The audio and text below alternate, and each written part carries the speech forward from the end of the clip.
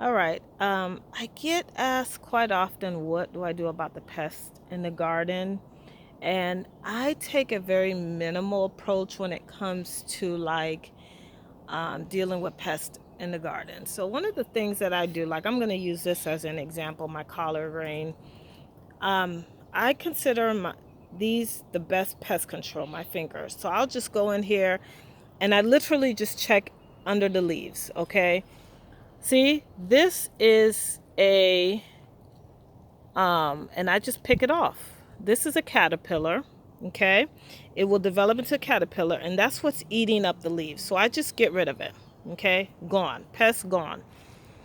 The other thing I do, you see all these little white like little flies. This is not the best time to shoot the video. The sun is out, but so I get all these little aphids on there, and I will, just spray under the leaves with some water, okay?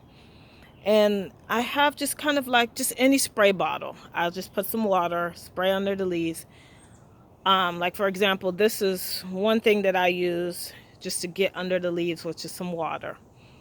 You can also use a little bit of dish soap, like two or three drops of dish soap, and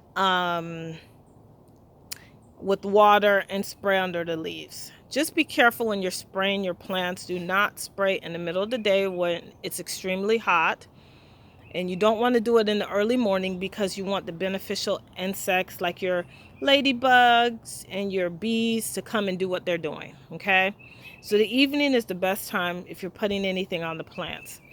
The next thing I will do is I do use this. This is BT. And I just spray just a little bit, like just under the leaves, like that, okay? I do not spray my whole garden.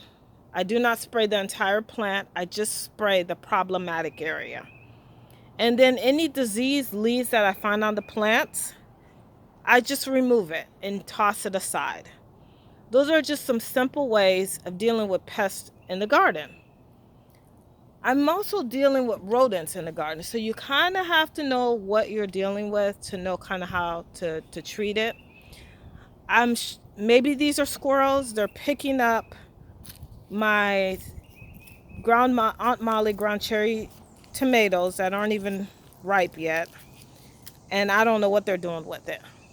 So I did set some mice traps for them. I don't even see where the mice traps are. Um, I had them sitting here. They're gone now, but I did have some wooden mice traps. I'm assuming that they got caught up in the mice trap. I don't even see where they are. I set them out yesterday. So I've had to put mice traps out here because I am dealing with rodents. I just use the wooden mice traps. So this is the mice trap that I've used. I put just a little peanut butter and I stuck it in here in this corner because this seems to be the very problematic area. It was last year. It's kind of dark in this corner and they can get up on the deck and do damage to the plants. So those are just some ways I'm also dealing with pests in the garden. I think it just comes with the territory. You grow a beautiful garden, all of nature decides it needs to be over here. So those are just some simple ways, just trying to control things in the garden, control what I can. There's some things I really cannot control. That's why, it is just a well-known fact that as a gardener, when you plant and grow things, you don't just grow food for yourself. Technically, you're growing food for all of nature. So, all right, just some simple methods that I'm using. I'll keep you all posted on how things are going. I also have used the owl as a deterrent. It's not that effective. I also use my light. I keep this light on at night to try to keep things off the deck. I'll probably be installing more lights. So I'll just keep you all posted on how things are going. It's just an ongoing problem, as a gardener dealing with pests in the garden.